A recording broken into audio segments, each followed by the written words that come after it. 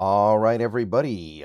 Good morning. It is Sunday. It is Seattle Seahawks game day, and we're playing the Titans in Tennessee.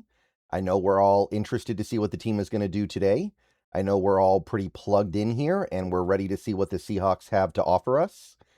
But before we get to the game today, I want to spend a little bit of time on some of the news we've gotten over the last couple of days and where it leaves the Seahawks going forward.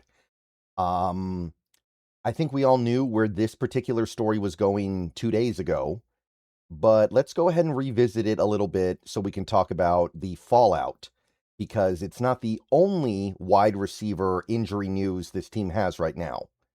This video is sponsored by Prize Picks. So yesterday we got the official word, Jake Bobo going on season-ending injured reserve. He will not play this season.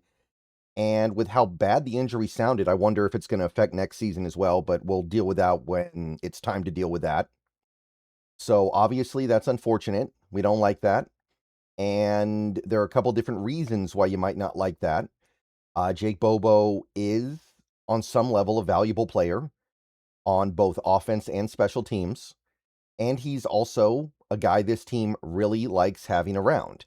Even when he's not necessarily putting up numbers or making plays, I think this is still a player that is appreciated on the field and off the field.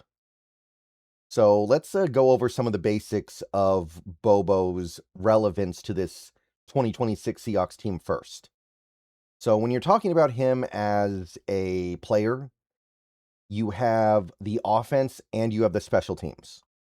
Offensively, I mean, I'm not saying anything that people don't already know, but last season, he saw his opportunities in the offense shrink to basically nothing. He had 2 catches for 20 yards in the regular season, and then he had 2 catches for 33 yards and a touchdown in the playoffs. And it's notable that his production has gone down every year of his career. That first year, he had almost 200 yards from scrimmage and 3 touchdowns.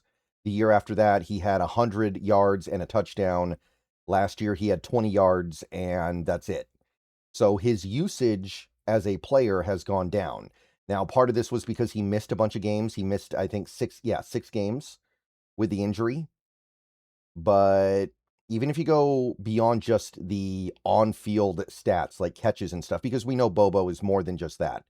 If you go down to his snap count, you will see that after 2 seasons where he actually had a non-trivial snap percentage, 29% of the snaps, and playing all 17 games in both seasons, by the way, 2025, he only played 117 offensive snaps, which was 17% of the snaps in the games that he played.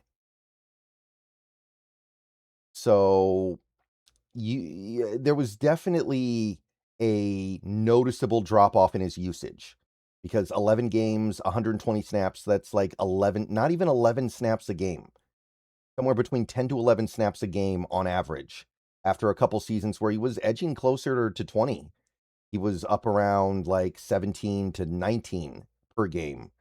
So clearly the idea of him becoming a non-trivial part of this offense just dried up last year. So the main area of interest would be special teams. And this is where you actually see him getting on the field. Last year, he was hurt, which damaged things a little bit. But even last year, he was on the field for 134 special team snaps. So that's like, what, 12 a game?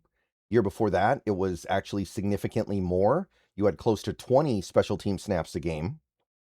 So that was where he actually got to play. All right, guys, let's take a quick break here to talk a little bit about Prize Picks, currently the #1 sports pick app in America. The app is very easy to use. Check it out to my left here. You can do player picks, where you just pick more or less on a few player stats and lock in your lineup. Or you can pick teams, where you pick winners, spread, or total on any game or fight. The app is available in most states, including California, Texas, and Florida. Right now, they have a great offer. You can play your first $5 lineup and get $150 in lineups if you win. All you have to do is use code HMA when you sign up. It's a brand new offer. best time possible to get on the app. So get on over there and get to winning that first lineup. So remember, Prize Picks, code HMA. Download the app today, and remember to always gamble responsibly. So if you were somebody who was really worried about losing Bobo because he was a really important part of this offense as a blocking wide receiver and he just didn't get to catch passes, not so much. Now, granted, when he was on the field, blocking was one of the main reasons why he provided value. And admittedly, I don't think we have anybody that can block as well as Bobo at the receiver spot, but it wasn't a huge part of what we did, obviously. Like, how can it be if we're giving him this few number of snaps? So the loss is felt on special teams, which is not nothing. So that kind of helps balance it out a little bit, I think. It kind of helps trim down on the level of impact this can have. But this is not the only consideration when looking at the receivers right now. You've got this, and we talked about this a little bit the other day, but when asked, and by the way, his name is Tory Horton, not Tony Horton, but whatever, Mike McDonald was asked about Tory Horton, and he said he's going to be out for a period of time, and I can't say anything more. Now, that level of vagueness is frustrating, but it's being done for a reason, so I can respect and understand that. I got no beef with that. But here's the thing. It sounds like it's serious, right? Like, without being able to parse anything specific out of this, this looks like a fairly serious situation. Out for a period of time, that would imply it's not some meaningless soreness thing. It sounds like something is going on. And by the way, if something is going on, then that's just going to add fuel to the fire of the idea that Horton is not somebody we can count on going forward because he struggles to stay healthy. Remember, he got hurt his final year in college as well. So if he gets hurt last year of college, rookie year, and second year, at that point you're like, well, what do we got? We got a good player, but can we trust him? Is he going to be there when we need him? Maybe not. And who knows what period of time could turn into? Who knows? It could be a couple of days. It could be a couple of months. It could be a couple of weeks. It could be just about anything. So with us sitting in this relatively uncomfortable position with Jake Bobo, we know he's out for the year, and Horton out for at least the moment.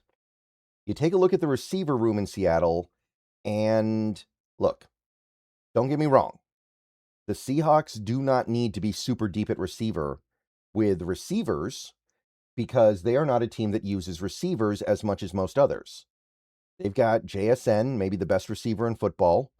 They've got Rashid Shaheed, who's had a monster camp and looks like he's ready to be a really good number 2.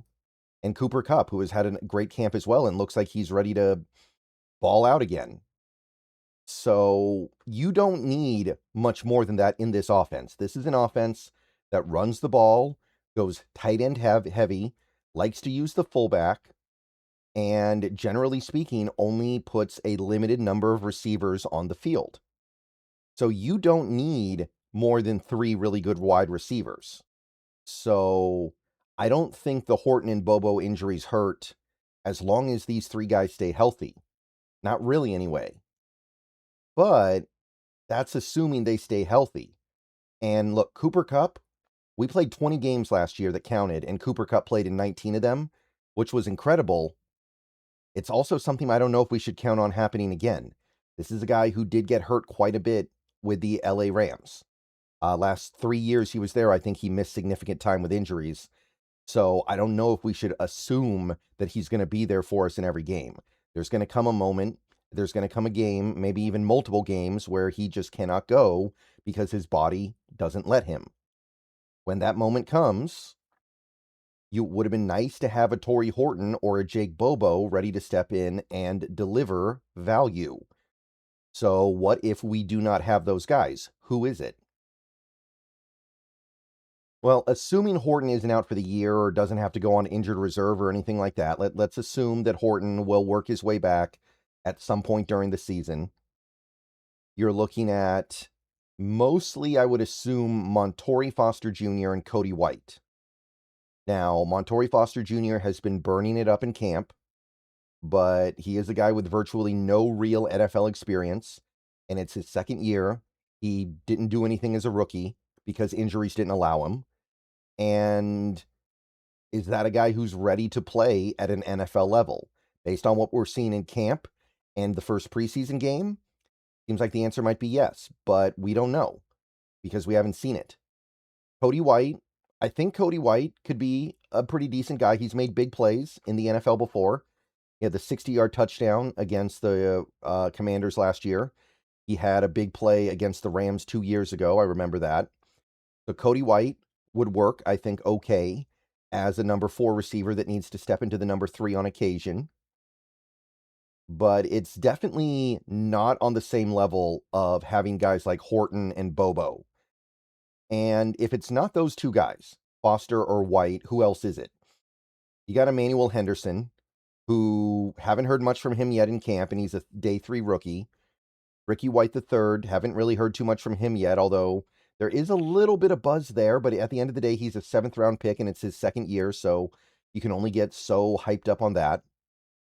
And Irv Charles, who is a special teamer 1st, 2nd, and 3rd. So it gets a little bit tougher. When, and I'm just going to use the word when, because players in the NFL get hurt, and you should, at the very least, assume that you're not going to get 17 games out of all your players. And in a receiver room that includes JSN, Shaheed, and Cup, you should anticipate somebody else on your team having to step up and make plays.